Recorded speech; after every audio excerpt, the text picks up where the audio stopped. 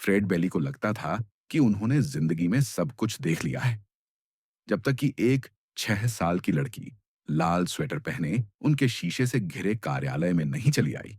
एक हस्तलिखित रिज्यूमे उन्हें नहीं थमाया और बोली, मुझे नौकरी चाहिए। फ्रेड बेली की सुबह बाकी दिनों जैसी ही शुरू हुई, जल्दी, कुशल और मिनट दर मिनट तयशुदा। उनकी लग्जरी कार शीशे और स्टील की उस इमारत के अंडरग्राउंड गैरेज में दाखिल हुई जिसकी वे खुद मालिक थे। सुबह 8 बजे तक वे पहले ही अपनी टॉप फ्लोर की ऑफिस में पहुंच चुके थे और तिमाही प्रोजेक्शंस की समीक्षा कर रहे थे। उनका सूट चुस्त, टाई एकदम परफेक्ट और एस्प्रेसो अब तक छुआ भी नहीं गया था।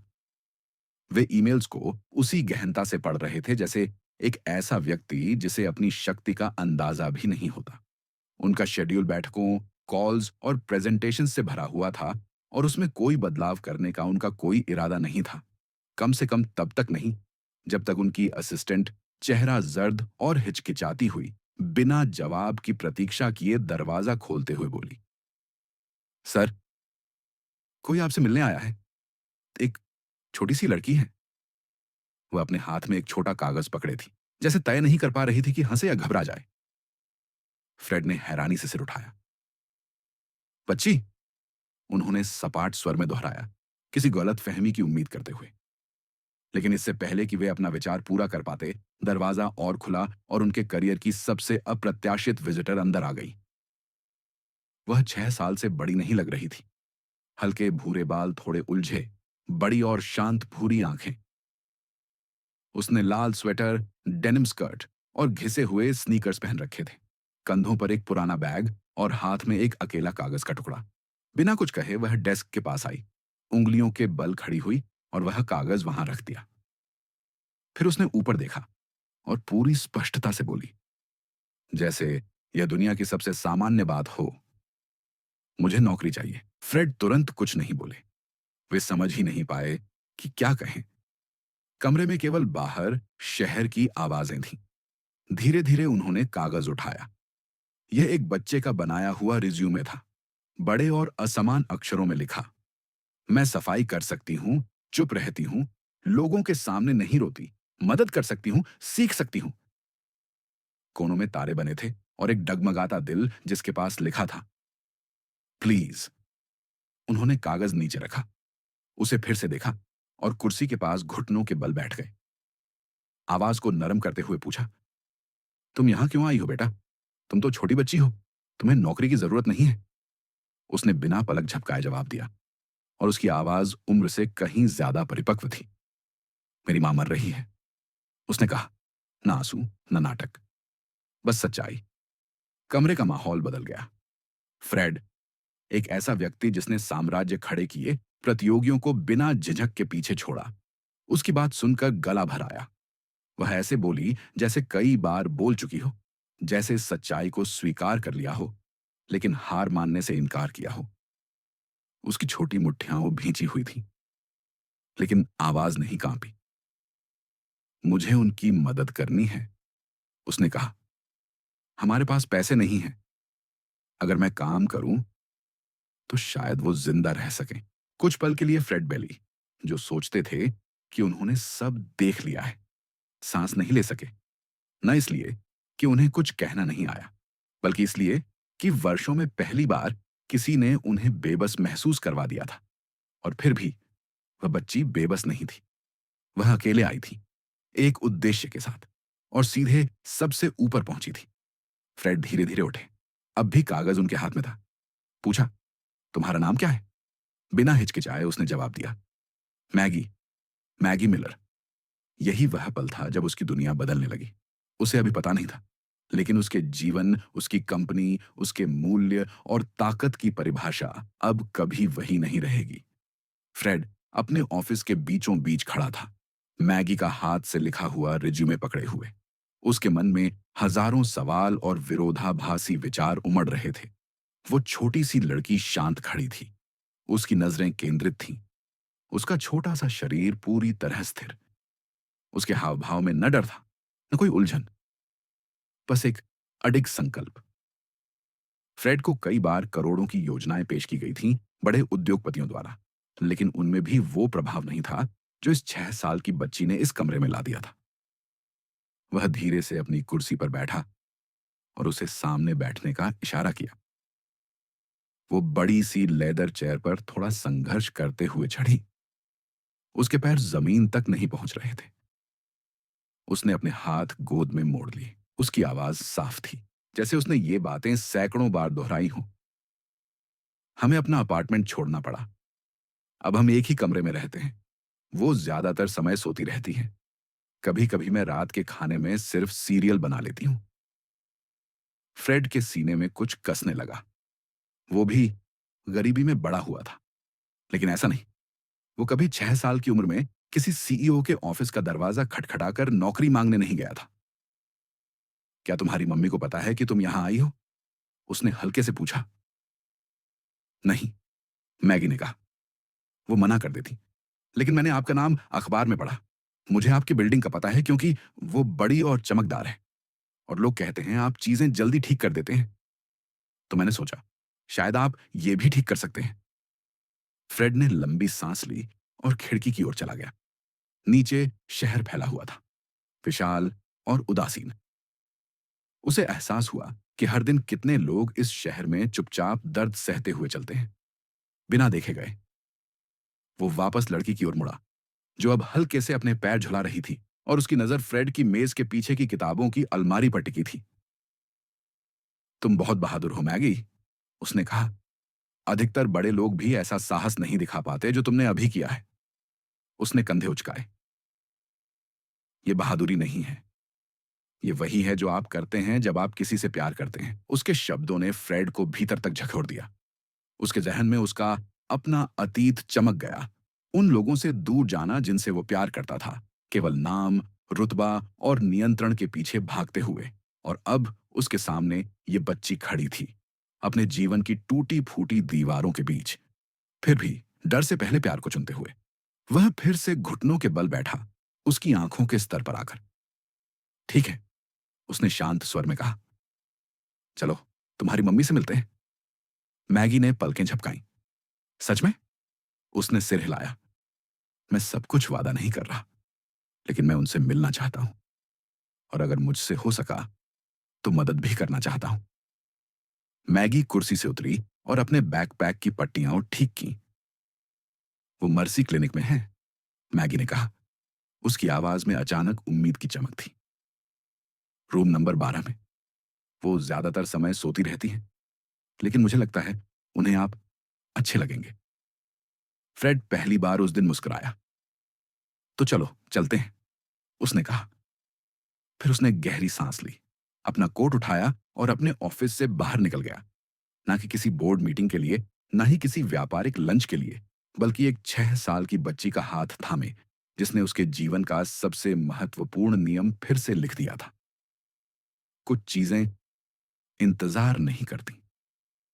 मर्सी क्लिनिक तक का सफर जितना लंबा था, उससे ज्यादा भारी महसूस हुआ। न ट्रैफिक की वजह से, न दूरी की वजह से, बल्कि इसलिए क्योंकि फ्रेड जानता था वो किस परिस्थिति की ओर जा रहा है। उसने अपना पूरा जीवन उन फैसलों के बीच बिताया था जिनका मूल्यांकन लाभ और ग्राफ से किया जाता था। लेकिन आज वो एक ऐसी महिला से मिलने जा रहा था जिससे वो कभी नहीं मिला था। न योजना के तहत, बल्कि एक ऐसे एहसास से प्रेरित होकर जो उसके सीने में सालों बाद उठा था। एक दर्द जो वो भूल चुका था। मैगी कंपनी की कार की पिछली सीट पर बैठी थी। उसके पैर झूल रहे थे और उसका बैकपैक उसकी गोद में कसकर थामा हुआ था। वो ज्यादा नहीं बोली, बस जब पूछा गया तब दिशा बताती। बाकी सफर वो खिड़की से बाहर शांतिपूर्वक देखती रही। एक ऐसा संकल्प जिसमें कुछ तो था जो फ्रेड को नम्र बना गया और तोड़ भी गया। जब वे क्लिनिक के सामने पहुंचे, वो एक साधारण सी इमारत थी। धुंधले बोर्ड और छोटे खिड़की वाले एक ग्रे रंग के भवन के सिवा कुछ भी खास नहीं था। लेकिन मैगी के लिए वो सब कुछ था। वो जल्दी से बाहर कूदी और दरवाजे के पास फ्रेड के आने का इंतजार किया। जब वे लॉबी में दाखिल हुए, फ्रंट डेस्क पर बैठी नर्स ने चौंक कर ऊपर देखा। फ्रेड अब भी अपने टेलर सिले कोट और महंगे जूतों में था। एक ऐसा व्यक्तित्व जो ध्यान खींचता था। लेकिन मैगी ने ही पहला कदम आगे बढ़ाया। रूम नंबर 12 प्लीज, उसने कहा। वो मेरी मम्मी है। नर्स कुछ पल के लिए रुकी, फिर सिर हिलाकर गलियारे की ओर इशारा किया। फ्रेड ने मैगी के साथ चलना शुरू किया। घिसी हुई टाइलें, उखड़ती दीवारें, हर कदम पहले से भारी लगता। जब वे दरवाजे तक पहुंचे, मैगी रुक गई। उसका छोटा हाथ हैंडल पर था। वो बहुत थकी रहती है, उसने कहा। कभी कभी जब मैं बोलती हूं तो भी वो नहीं जागती। फ्रेड ने धीरे से सिर हिलाया और मैगी ने दरवाजा खोला। अंदर कमरा धुंधला और शांत था। एक महिला अस्पताल के बिस्तर पर लेटी थी, थकी हुई, पीली और कमजोर। उसके हाथों में कई नलियां लगी थीं और एक हार्ट मॉनिटर एक स्थिर ताल में बीप कर रहा था। उसका चेहरा नाजुक था, थकावट से झुका हुआ, लेकिन फिर भी एक अजीब शांति थी। मैगी सीधे उसकी ओर चली गई, अपना बैकपैक कुर्सी पर रखा और अपनी मां का हाथ थामा।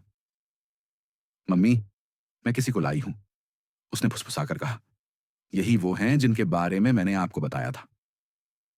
फ्रेड बिस्तर के पैताने खड़ा था। उसे नहीं पता था कि आगे क्या करना है या क्या कहना है। ये महिला, सारा मिलर, बहुत कुछ सह चुकी थी। उनकी त्वचा लगभग पारदर्शी लग रही थी। हर सांस मानो कठिनाई से आ रही थी। फिर भी उनके भीतर एक शक्ति थी। सोते हुए भी कमरे में उसका आभास बना हुआ था। फ्रेड आगे बढ़ा और धीरे से बच्ची का रिज्यूमे बेड साइड टेबल पर रख दिया। मुझे नहीं पता कि आप मुझे सुन सकती हैं या नहीं, उसने धीमे से कहा। लेकिन आज मैं आपकी बेटी से मिला और मुझे नहीं लगता कि मैं अब कभी वैसा ही रह पाऊंगा। मैगी अपनी मां के पास वाली कुर्सी पर बैठी और फ्रेड की ओर देखा। वो पहले बहुत काम करती थी। वो एक नर्स थी, लोगों की मदद करती थी। लेकिन जब वो बीमार हुई तो किसी ने उनकी मदद नहीं की। इसीलिए मैं आपके पास आई थी। फ्रेड बिस्तर के पास घुटनों के बल बैठ गया, एक हाथ कंबल के किनारे पर रखे हुए। तुमने बिल्कुल सही किया, उसने कहा। आवाज धीमी लेकिन दृढ़ थी। और अब मैं उनकी मदद करूंगा। कुछ ही मिनट बाद नर्स कमरे में दाखिल हुई। वह फ्रेड और फिर मैगी की ओर देखती रही और जैसे समझ गई कि यह कोई आम मुलाकात नहीं थी।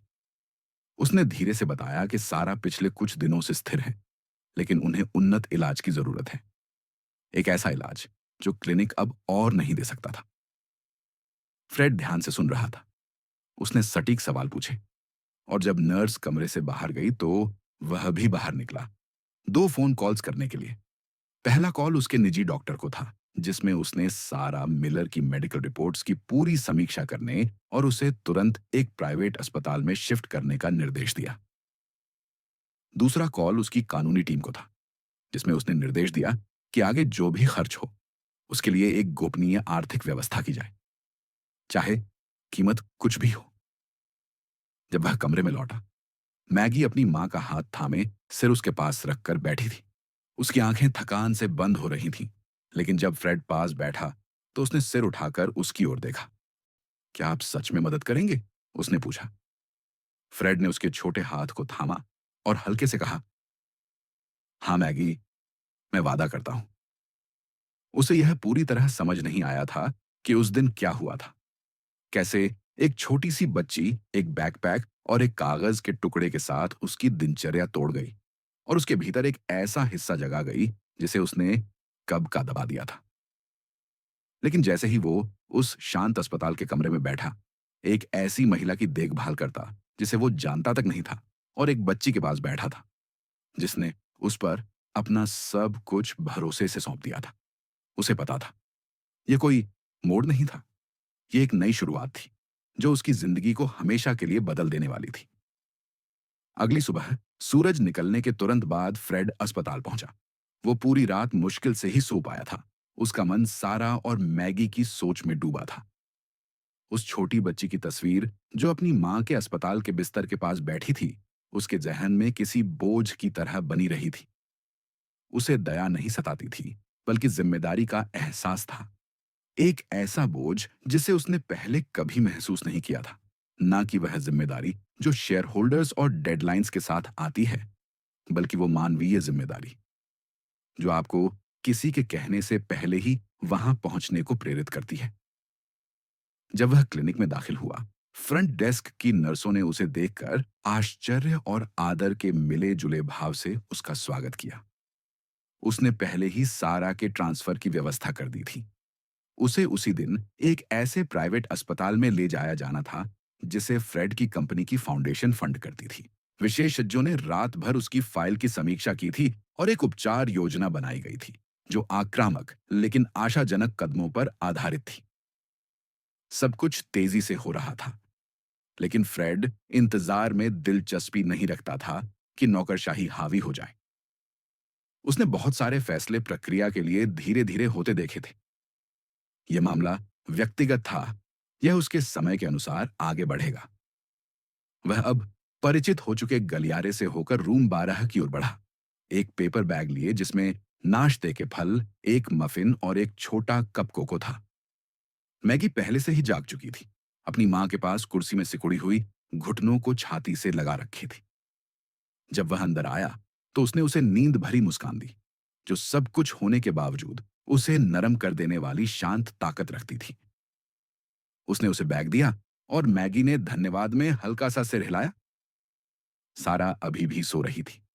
उसकी सांसें नियमित लेकिन कमजोर थीं। उसके आसपास की मशीनें उसकी हर हलचल को चुपचाप ट्रैक कर रही थीं। फ्रेड बिस्तर के पास बैठा और धीरे से मैगी को योजना की जानकारी दी। उसने बताया कि वे उसकी मां को एक बेहतर अस्पताल ले जाने वाले हैं, जहां उसे अधिक बेहतर उपचार मिलेगा। मैगी ने कोई सवाल नहीं किया, बस ध्यान से सुना, अपने हाथों में गर्म कोको का कप थामे जैसे वह कोई पवित्र वस्तु हो। क्या वह वहां जागेगी? उसने एक पल बाद पूछा। फ्रेड ने खाली वादे नहीं किए। अब उसके पास बेहतर मौका है, उसने कहा, और हम हर दिन वहां होंगे। स्थानांतरण चुपचाप दोपहर से ठीक पहले हुआ। एक प्राइवेट एम्बुलेंस आई और फ्रेड ने उनके साथ जाने की जिद की। मैगी उसके बगल में बैठी थी, अपनी मां का हाथ मजबूती से थामे। सवारी के दौरान कभी नहीं छोड़ा। फ्रेड ने वाहन के पिछले हिस्से में कुछ और कॉल किए, मैगी के लिए नए अस्पताल के बच्चों के वार्ड के पास एक अस्थायी कमरा आयोजित करने और सारा को सर्वोत्तम देखभाल सुनिश्चित करने के लिए। जब वे पहुंचे तो एक मेडिकल टीम इंतजार कर रही थी। सारा को जिस कमरे में ले जाया गया था वह उज्जवल और विशाल था, जिसमें बड़े खिड़कियां थीं जो गर्म रोशनी अंदर आने देती थी। मैगी ने तुरंत अपना छोटा बैकपैक खोला और बिस्तर के पास मेज पर एक चित्र रखा, उसका, उसकी मां का और अब एक नए व्यक्ति का। फ्रेड, उसका नाम उस आकृति के नीचे लिखा था जो एक सूट पहने हुए था, चौकोर कंधों वाला और मुस्कुराते हुए चेहरे वाला। शाम को जब नर्सों ने जीवन चिन्ह जांच लिया और मशीनें कैलिब्रेट कर दी, फ्रेड परिवार के लाउंज में मैगी के साथ बैठा। उसने एक साफ स्वेटर पहना था जो नर्सों में से एक ने उसे दिया था। उसके बाल ताजा कंघी किए हुए और पीछे बांधे हुए थे। वह फिर से जवान दिख रही थी, कम सतर्क, जैसे जीवन बचाए रखने का बोझ थोड़ा कम हो गया हो और बचपन को सांस लेने दिया हो। क्या तुम्हें लगता है कि वह फिर मुस्कुराएगी? मैगी ने धीरे से पूछा। फ्रेड ने गंभीरता से उसकी ओर देखा। मैं मानता हूं, उसने कहा, और मुझे लगता है कि जब भी वह पहली बार मुस्कुराएगी तो उसकी वजह तुम होगी। मैगी ने कोई जवाब नहीं दिया, लेकिन वह उसके पास थोड़ा झुकी, अपना सिर उसके हाथ पर टिकाए रखा। फ्रेड वहीं बैठा रहा, उसे जब तक जरूरत थी वहीं रहने दिया। अब उसे यह सब अजीब नहीं लग रहा था। वह यह नहीं सोच रहा था कि वह यहां क्यों है या यह इतना महत्वपूर्ण क्यों है। अपने ऑफिस में उस पल और अब के बीच कहीं उसने इसे अस्थायी दया का कार्य मानना बंद कर दिया था। वह सिर्फ सारा की जान बचाने में नहीं लगा था, बल्कि मैगी को उसका बचपन वापस देने में लगा था। एक ऐसा बचपन जो बहुत जल्दी छीन लिया गया था। जैसे जैसे रात हुई और मैगी ने अपनी अस्थायी कमरे में आराम किया, फ्रेड सराह के कमरे के बाहर हॉलवे में बैठा रहा। उसके पास कोई लैपटॉप, फाइलें, कॉल या स्प्रेडशीट नहीं थी, सिर्फ वह और पृष्ठभूमि में मॉनिटर की मधुर ध्वनि। वह कांची हुए देख रहा था, सराह की छाती के उठने गिरने को देख रहा था और धीरे से अपने आप से बोला, हम खत्म नहीं हुए हैं, बस अभी शुरुआत कर रहे हैं। 5वां दिन एक शांत लेकिन अटूट बदलाव लेकर आया। फ्रेड, मैगी और सराह के आसपास की हवा में सब कुछ अभी भी नाजुक, अनिश्चित और इंतजार से भरा था। लेकिन अब एक हलचल थी, जैसे कोई सोया हुआ कुछ धीरे-धीरे जाग रहा हो। फ्रेड निजी अस्पताल में जल्दी पहुंचा। कर्मचारी जब अपने दैनिक कार्य शुरू करते, उससे पहले उसने नर्सों को नाम से सलाम किया, ताज़ा मेडिकल रिपोर्ट देखी और रिकवरी विंग की ओर बढ़ा, जहां सराह चौबीसों घंटे मॉनिटर हो रही थी। मैगी पहले से ही वहां थी, अपनी मां के बिस्तर के पास सिकुड़ी हुई, धीमे से एक लोरी जैसी धुन गा रही थी।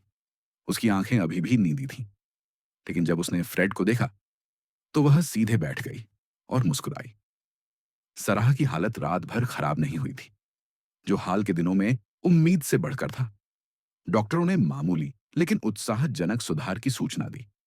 उसका ऑक्सीजन स्तर स्थिर था, रक्तचाप बेहतर था और संकेत थे कि उसका शरीर उपचार के प्रति प्रतिक्रिया देना शुरू कर चुका है। यह पूरी तरह से ठीक होना नहीं था, लेकिन यह उम्मीद थी। मैगी ने ज्यादा सवाल नहीं किए, हर अपडेट को ध्यान से सुना और धीरे से शब्द दोहराए, जैसे वे याद रखने की कोशिश कर रही हो। फ्रेड ने सुबह का ज्यादातर समय विशेषज्ञों के साथ बैठकों में बिताया। उसने एक पोषण विशेषज्ञ को बुलाया ताकि सराह की जरूरतों का आकलन कर सके जब वह फिर से खाना खा सके। उसने संभावित जटिलताओं के लिए एक न्यूरोलॉजिस्ट से बात की और हर विभाग से कहा जो उसकी देखभाल कर रहा था कि वे रोजाना अपडेट भेजें, चाहे कितनी भी कॉल्स या मंजूरियां क्यों ना लेनी पड़े। फ्रेड खुद हर एक का ध्यान रखता। उसने कभी अपनी कंपनी में माइक्रो मैनेजिंग नहीं की थी, लेकिन यह अलग था। यह कोई प्रोजेक्ट नहीं था, यह एक व्यक्ति था, एक मां, एक बेटी की पूरी दुनिया। दिन के अंत में फ्रेड मैगी को ताजी हवा लेने के लिए अस्पताल के बगीचे में ले गया। नर्सों ने उसे एक छोटा जैकेट दिया था और वह आगे कूदती चली गई, हर फूल को रुककर देखती, जैसे वह कोई जवाब छुपाए हो। फ्रेड चुपचाप उसका पीछा करता रहा, उसे रास्ता लेने दिया। जब वे एक छोटे फव्वारे के पास बने बेंच पर पहुंचे, वह उसके बगल में बैठ गई और अपने बैकपैक से एक मोड़ा हुआ कागज निकाला। यह एक चित्र था जो उसने पिछली रात बनाया था। उसमें तीन आकृतियां संग खड़ी थीं। एक के लंबे बाल थे, एक छोटी थी और बड़े मुस्कान के साथ, और एक लंबा नीले सूट में था। उसने बिना बोले वह चित्र फ्रेड को दिया और वह उसे लंबे समय तक देखता रहा। फिर धीरे से बोला, क्या यह मैं हूं? मैगी ने हाँ में सिर हिलाया। तुम अब हमारी एक हिस्सा हो, उसने कहा, चाहे तुम्हें होना पड़े या ना पड़े। फ्रेड ने ध्यान से चित्र को मोड़ा और अपनी कोट की जेब में रख दिया। मैं होना चाहता हूं, उसने कहा, ना सिर्फ आज, बल्कि हमेशा। मैगी ने तुरंत कुछ नहीं कहा, लेकिन उसका हाथ धीरे से फ्रेड के हाथ में आ गया और बस इतना ही काफी था। उस शाम फ्रेड सराह के बगल में रहा। जब मैगी पास के लाउंज में सो गई, उसने सराह को ध्यान से देखा। छोटी छोटी हरकतें, पलकें झपकना, उंगलियां कंबल के ऊपर हिलना। उसे याद आया कि मैगी ने पहले कहा था कि उसकी मां उसे सोने में मदद करने के लिए गीत गाया करती थी। इसलिए वह धीरे धीरे बोलने लगा, गाना नहीं, बल्कि अपनी बचपन की कहानियां सुनाने लगा। ऐसी कहानियां जो उसने दशकों तक किसी से नहीं साझा की थी। एक मां के बारे में जो दो नौकरियां करती थी, अपने ऑफिस के फर्श पर सो जाती थी और उस दिन के लिए विश्वास करती थी जब उसके पास इतना पैसा होगा कि सब कुछ बेहतर कर सके। लेकिन जब वह अब सराह को देखता और मैगी को सोचता, तो उसे समझ आया कि पैसे ने उन्हें बचाया नहीं था, बल्कि प्यार, साथ देना और वो हिम्मत बचपन की थी जो बच्चों को नहीं लेनी चाहिए, लेकिन कभी कभी लेना पड़ती है। जब मॉनिटर रात के लिए धीमा हुआ और कमरा फिर से शांत हो गया, फ्रेड अपनी कुर्सी में अडिग बैठा रहा, उसकी देखभाल करता रहा। उस रात उसकी सांसों की आवाज में कुछ ऐसा था जो उसे सबसे छोटा सा एहसास देता था कि सराह जानती थी कि वह वहां है। नींद और होश के बीच कहीं सराह समझ गई थी कि अब वह और मैगी अकेले नहीं हैं।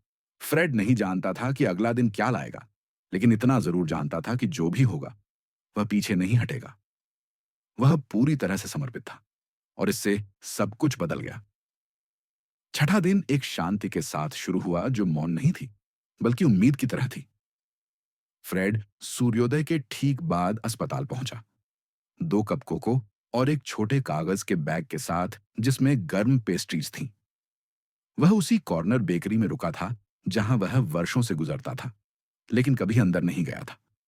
अब वह वहां के पीछे की महिला का नाम जानता था और जानता था कि मैगी को कौन सी पेस्ट्री सबसे ज्यादा पसंद थी। ये छोटी छोटी बातें जो पहले उसे मामूली लगती थीं, अब सबसे महत्वपूर्ण थीं। जब वह अस्पताल के बाल रोग विभाग के लाउंज में पहुंचा, तो उसने मैगी को सोफे पर पैर क्रॉस किए बैठे देखा। उसकी गोद में एक चित्र पुस्तक थी, लेकिन उसकी नजरें किताब पर नहीं, खिड़की के बाहर बदलते उजाले पर थीं। जब उसने उसे देखा, तो मैगी मुड़ी और मुस्कुराई, एक थकी हुई लेकिन असली मुस्कान जो उसके सीने को कस गई। उसने उसे कोको दिया और उसके बगल में बैठ गया। कुछ क्षणों तक वे दोनों चुपचाप बैठे, सुबह की गर्माहट में धीरे धीरे घूंट लेते हुए, जैसे वे यह 100 बार कर चुके हों। आज कुछ अलग था। डॉक्टरों ने उसे तैयार किया था कि सराहत जाग सकती है। उसके जीवन चिन्ह स्थिर हो रहे थे और न्यूरोलॉजिस्ट ने मस्तिष्क की सक्रियता की उम्मीद जताई थी। कोई गारंटी नहीं थी, लेकिन उम्मीद अब केवल एक नाजुक शब्द नहीं थी, बल्कि एक मजबूत और वास्तविक चीज बन चुकी थी। फ्रेड ने उस दिन अस्पताल से काम करने का इंतजाम किया था। उसकी टीम ने मीटिंग्स को समायोजित किया था, कॉल्स को पुनः निर्देशित किया था और वह अपना लैपटॉप साथ लाया था। लेकिन सच तो यह था कि वह स्प्रेडशीट्स में ज्यादा दिलचस्पी नहीं ले रहा था। उसका ध्यान बार बार उस हॉलवे पर जाता था जो सराह के कमरे की ओर जाता था। दोपहर के आसपास मैगी और फ्रेड सराह से मिलने गए। नर्सों ने खिड़की के पास ताजा फूल लगाए थे और मशीनों को इस तरह व्यवस्थित किया था कि कमरा कम क्लिनिकल और अधिक शांतिपूर्ण लगे। मैगी बिस्तर के पास जाकर अपनी मां का हाथ पकड़ बैठी, जैसे वह हमेशा करती थी, लेकिन आज कुछ बदल गया था। सराह की उंगलियां हल्की सी हिली, फिर उसकी पलकें झपकी। फ्रेड स्थिर खड़ा था, उसकी सांस थम गई थी। पूरा शरीर ध्यान से यह देखने में लगा था कि अब क्या होगा। धीरे धीरे, दर्दनाक रूप से सराह ने अपनी आंखें खोली। पहले उसकी दृष्टि अस्पष्ट थी, होंठ सूखे और बिना हिले थे, लेकिन फिर उसने पलकें झपकाईं और धीरे से सिर मोड़ा। उसकी नजरें मैगी पर पड़ीं, जो अब धीरे धीरे रो रही थी। उसकी उंगलियां अपनी मां के हाथ को कसकर पकड़ रही थीं। मां, उसने धीरे से फुसफुसाया, लगभग सुनाई नहीं दिया। मैं हूं, मैं यहां हूं। सराह ने फिर से पलकें झपकाईं और सबसे कमजोर आवाज में जवाब दिया, मैगी। उसके नाम की आवाज कमरे को सूरज की किरणों की तरह भर गई। फ्रेड ने इससे ज्यादा नाजुक और ताकतवर कुछ भी कभी नहीं सुना था। नर्स तेजी से अंदर आई, उसके पीछे एक डॉक्टर भी आया और कुछ मिनटों के लिए कमरा हलचल और चिकित्सीय बातचीत से भर गया। लेकिन फ्रेड को कुछ खास महसूस नहीं हुआ। वह सब कुछ के किनारे खड़ा था। उसका दिल जोर जोर से धड़क रहा था और उसकी नजरें कभी भी सराह से नहीं हटी। जब मेडिकल चेक खत्म हुए और मॉनिटर शांत हो गए, तो सराह ने पहली बार फ्रेड को देखा। उसकी आंखें थकी हुई जरूर थीं, लेकिन उनमें पहचान थी। याद से नहीं, बल्कि उपस्थिति से। उसने महसूस किया था कि वह वहां था। जानती थी, बिना कहे कि वह रुका रहा, कि उसकी बेटी अकेली नहीं थी। वह फिर से बोलने की कोशिश करने लगी, लेकिन उसका गला बंद हो गया। फ्रेड धीरे से उसके पास गया और उसका दूसरा हाथ भी पकड़ लिया। जल्दी मत करो, उसने कहा, हम कहीं नहीं जा रहे हैं। मैगी बिस्तर के पास चढ़ गई और अपनी मां के कंधे के पास सिर टिकाया, तारों को सावधानी से हिलाए बिना। सराह ने उसका हाथ पकड़ने की कोशिश की। उसकी उंगलियां उसके बालों को धीरे से छू रही थी। शाम को, उस दिन की हलचल के बाद, फ्रेड मैगी के साथ अस्पताल के बगीचे में बैठा था। हवा ठंडी थी, आसमान गुलाबी और सुनहरे रंग में रंगा था। मैगी उसके सहारे थी, उस जैकेट में लिपटी हुई जो उसने उस हफ्ते पहले खरीदी थी। उसने मेरा नाम कहा, उसने धीरे से फुसफुसाया। इसका मतलब है कि वह अब भी मेरी है। फ्रेड ने उसे देखा और सिर हिलाया। वह कभी चली नहीं गई थी, उसने कहा, वह बस वापस आ रही थी। मैगी ने सिर टिल्ट कर उसकी तरफ देखा। तुमने उसकी मदद की, उसने कहा, तुमने हमारी मदद की। फ्रेड ने तुरंत जवाब नहीं दिया। वह धीरे धीरे ढलते आसमान की ओर देख रहा था, समझ रहा था कि यह छोटी लड़की 6 दिनों में उससे ज्यादा बदल गई है, जितना कुछ भी उसकी पूरी जिंदगी में हुआ था। उसने दौलत या वादे नहीं मांगे थे, उसने समय मांगा था, मौजूदगी मांगी थी, किसी के ध्यान की मांग की थी जब दुनिया ने ध्यान नहीं दिया। फ्रेड भी उस अस्पताल के उस वार्ड का हिस्सा बन चुका था। वह अब मेहमान की तरह नहीं, परिवार के सदस्य की तरह माना जाने लगा था। दोपहर को एक सामाजिक कार्यकर्ता मारा आई, जो सराह के ट्रांसफर के समय फ्रेड से मिली थी, लेकिन अब अगले कदमों पर चर्चा के लिए लौटी थी। वे सराह के यूनिट के सामने छोटे परिवार के कमरे में मिले, जबकि मैगी बीन बैग चेयर में बैठकर अपनी मां का फूलों वाले बालों वाला चित्र बना रही थी। मारा ने उन दस्तावेजों और अपडेट्स को देखा जो फ्रेड की कानूनी टीम ने पहले ही जमा कर दिए थे। वह प्रभावित लग रही थी, लेकिन पूरी जांच पड़ताल कर रही थी। आपने उम्मीद से बढ़कर काम किया है, उसने फाइल पलटते हुए कहा।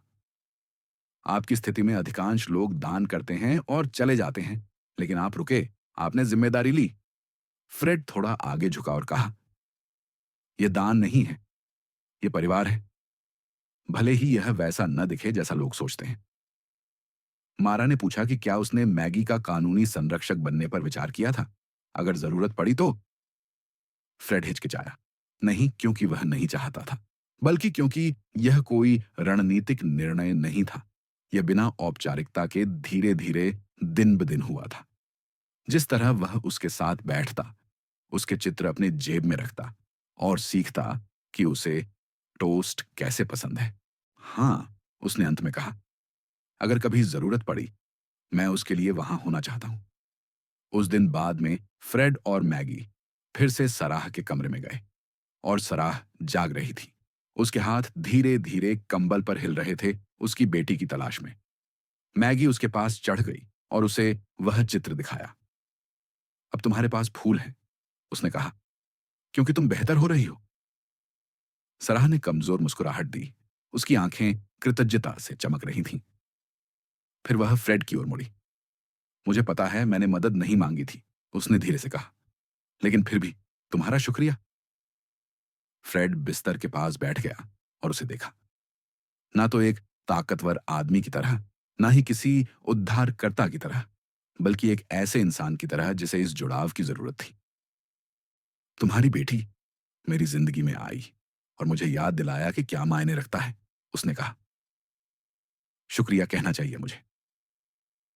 उस शाम वे तीनों एक साथ एक शांत भोजन साझा कर रहे थे। अस्पताल का खाना था, लाउंज के माइक्रोवेव में गर्म किया गया और कागज की थालियों में खाया गया। लेकिन मैगी के लिए यह एक दावत जैसा महसूस हो रहा था। वह चुटकुले सुनाती और अपनी मां को हंसाती, और फ्रेड सुनता रहा जैसे हर शब्द एक तोहफा हो। ड्यूटी पर नर्स मुस्कुराते हुए उन्हें देख रही थी और बाद में कहती कि इतने जीवन से भरे कमरे को देखने को उसे बहुत दिन हो गए थे। जब मैगी को सोने का समय हुआ, फ्रेड ने उसे सराह के बगल वाले छोटे फोल्ड आउट बिस्तर में आराम से सुलाया। जैसे ही वह पास बैठा, मैगी ने नींद भरी आंखों से उसे देखा और पूछा, क्या तुम्हें लगता है कि सब कुछ ऐसे ही रहेगा? फ्रेड ने झूठ नहीं बोला। हमेशा आसान नहीं होगा, उसने कहा, लेकिन मैं यहां रहूंगा, हम साथ में इसे पार कर लेंगे। वह उसके हाथ को छूने लगी और धीरे से कहा, मुझे खुशी है कि मैं तुम्हारे ऑफिस आई। फ्रेड ने धीरे से उसका हाथ दबाया। मैं भी, उसने कहा, तुमने सब कुछ बदल दिया। और जैसे ही अस्पताल रात के लिए शांत हुआ, फ्रेड उनके साथ रहा। अब वह कोई मेहमान नहीं था, न ही कोई आदमी जो कांच और दौलत के पीछे रहता था, बल्कि कोई जो एक नई जिंदगी में गहराई से जुड़ा था। एक ऐसी जिंदगी जो पदवी या सौदों पर नहीं, बल्कि भरोसे, प्यार और एक छोटी लड़की की अनपेक्षित हिम्मत पर बनी थी, जिसके पास एक बैकपैक और अकेले उठाने के लिए बहुत बड़ा उम्मीद था। 8वां दिन कुछ नया शुरू होने जैसा लग रहा था, जिस पर दोनों ने शुरू में विश्वास करने की हिम्मत नहीं की थी। अस्पताल, जो फ्रेड के दिमाग में पहले ठंडा और निर्जीव था, अब गर्माहट लिए हुए था। शांत पलों में यह इस बात में था कि कैसे मैगी अपनी ड्राइंग को बांह के नीचे दबाए दौड़ती है, कैसे सराह की आवाज हर घंटे के साथ थोड़ी मजबूत होती है। और कैसे फ्रेड अब हर 10 मिनट में फोन नहीं देखता, बल्कि मैगी की कहानियों का इंतजार करता है, जैसे वे सबसे महत्वपूर्ण बैठकें हों जिन्हें वह अटेंड कर सकता हो। उस सुबह सारा पहली बार अपने अस्पताल के बिस्तर में खुद बैठी। उसके गालों पर हल्का रंग था और उसकी आंखें पिछले एक हफ्ते से ज्यादा साफ थीं। मैगी लगभग चमक रही थी जब उसने अपनी माँ को गर्म ओटमील के चम्मच खिलाए और उसने बताया कि उसने सोते हुए क्या-क्या देखा। बाग के बारे में, कोको के बारे में, और कैसे फ्रेड ने उसे नए मार्कर खरीदने में मदद की। उसने यह भी बताया कि कैसे वह उसके ऑफिस आई थी, कितनी डरी हुई थी और कितनी निश्चित थी कि वह सुनेगा। सराह ने सुना, आंखों से आंसू बहते हुए, दर्द या डर से नहीं, बल्कि इस भारी एहसास से कि उसने अंततः सब कुछ खोया नहीं था। फ्रेड ने झूठ नहीं बोला। हमेशा आसान नहीं होगा, उसने कहा, लेकिन मैं यहां रहूंगा। हम साथ में इसे पार कर लेंगे। वह उसके हाथ को छूने लगी और धीरे से कहा, मुझे खुशी है कि मैं तुम्हारे ऑफिस आई। फ्रेड ने धीरे से उसका हाथ दबाया। मैं भी, उसने कहा, तुमने सब कुछ बदल दिया। और जैसे ही अस्पताल रात के लिए शांत हुआ, फ्रेड उनके साथ रहा। अब वह कोई मेहमान नहीं था, नहीं कोई आदमी जो कांच और दौलत के पीछे रहता था, बल्कि कोई जो एक नई जिंदगी में गहराई से जुड़ा था। एक ऐसी जिंदगी जो पदवी या सौदों पर नहीं, बल्कि भरोसे, प्यार और एक छोटी लड़की की अनपेक्षित हिम्मत पर बनी थी, जिसके पास एक बैकपैक और अकेले उठाने के लिए बहुत बड़ा उम्मीद था। 8वां दिन कुछ नया शुरू होने जैसा लग रहा था, जिस पर दोनों ने शुरू में विश्वास करने की हिम्मत नहीं की थी। अस्पताल, जो फ्रेड के दिमाग में पहले ठंडा और निर्जीव था, अब गर्माहट लिए हुए था। शांत पलों में यह इस बात में था कि कैसे मैगी अपनी ड्राइंग को बांह के नीचे दबाए दौड़ती है, कैसे सराह की आवाज हर घंटे के साथ थोड़ी मजबूत होती है, और कैसे फ्रेड अब हर 10 मिनट में फोन नहीं देखता, बल्कि मैगी की कहानियों का इंतजार करता है, जैसे वे सबसे महत्वपूर्ण बैठकें हों जिन्हें वह अटेंड कर सकता हो। उस सुबह सारा पहली बार अपने अस्पताल के बिस्तर में खुद बैठी। उसके गालों पर हल्का रंग था और उसकी आंखें पिछले एक हफ्ते से ज्यादा साफ थीं।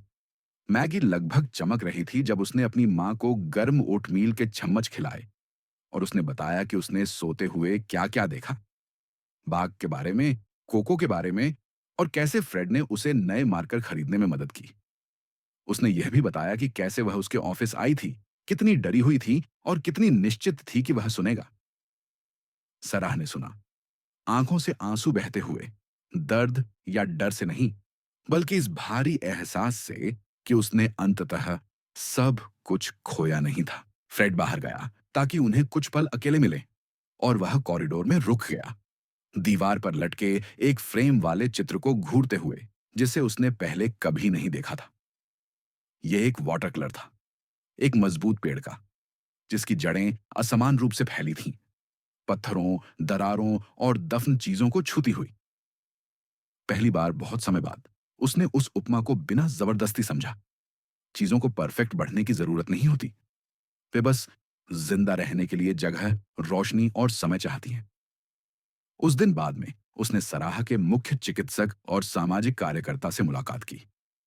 उन्होंने बताया कि सराह को कुछ दिनों में रिकवरी सूट में शिफ्ट किया जा सकता है और अगले हफ्ते से पुनर्वास शुरू हो सकता है। अब उम्मीद थी, सिर्फ बचने की नहीं, बल्कि ठीक होने की। सराह फिर चल सकेगी, फिर काम पर जा सकेगी, लेकिन सबसे जरूरी बात, वह फिर से जी सकेगी। बैठकों के बाद फ्रेड कमरे में लौटा और मैगी को नई तस्वीर बनाते पाया। यह एक घर की तस्वीर थी, एक चमकता सूरज और 3 आकृतियां खड़ी थीं बाहर। एक महिला, एक सूट में आदमी और एक लड़की जो दोनों के हाथ पकड़ रही थी, जिसका पोनीटेल था। वह उसके पास बैठा और पूछा, यह कहाँ है?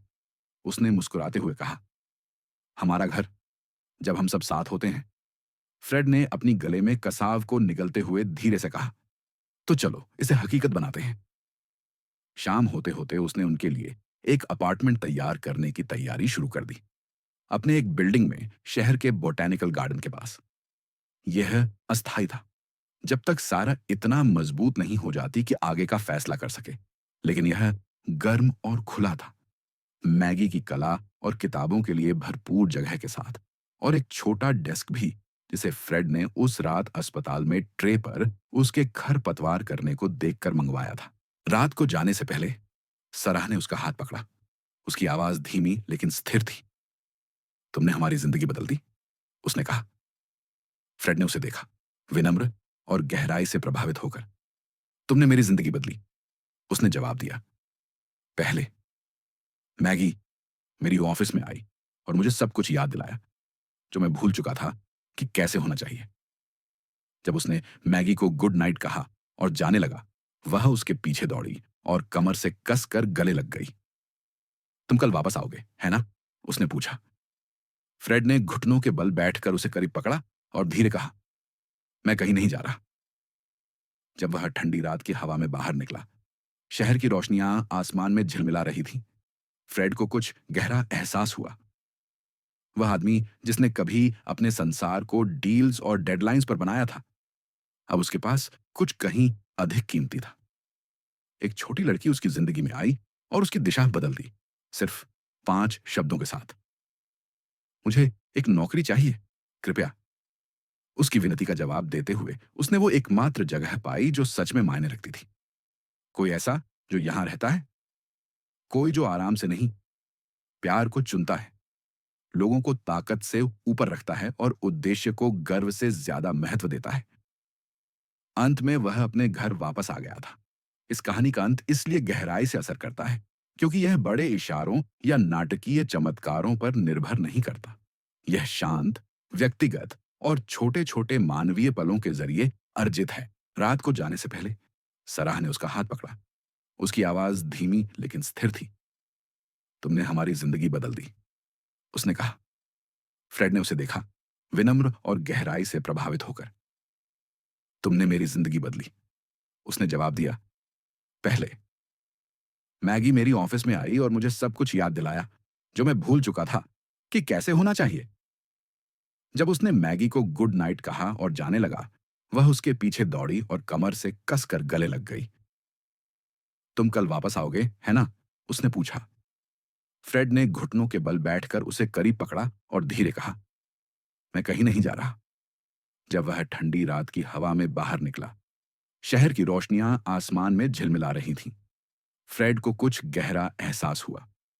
वह आदमी जिसने कभी अपने संसार को डील्स और डेडलाइंस पर बनाया था, अब उसके पास कुछ कहीं अधिक कीमती था। एक छोटी लड़की उसकी जिंदगी में आई और उसकी दिशा बदल दी, सिर्फ 5 शब्दों के साथ। मुझे एक नौकरी चाहिए, कृपया। उसकी विनती का जवाब देते हुए उसने वो एकमात्र जगह पाई जो सच में मायने रखती थी। कोई ऐसा जो यहां रहता है, कोई जो आराम से नहीं, प्यार को चुनता है, लोगों को ताकत से ऊपर रखता है और उद्देश्य को गर्व से ज्यादा महत्व देता है। अंत में वह अपने घर वापस आ गया था। इस कहानी का अंत इसलिए गहराई से असर करता है क्योंकि यह बड़े इशारों या नाटकीय चमत्कारों पर निर्भर नहीं करता। यह शांत, व्यक्तिगत और छोटे छोटे मानवीय पलों के जरिए अर्जित है। इस कहानी की ताकत उस बदलाव में है जो सिर्फ फ्रेड में ही नहीं, बल्कि हम पाठकों के तरीके में भी आता है, जिससे हम समझ पाते हैं कि सच में क्या महत्वपूर्ण है।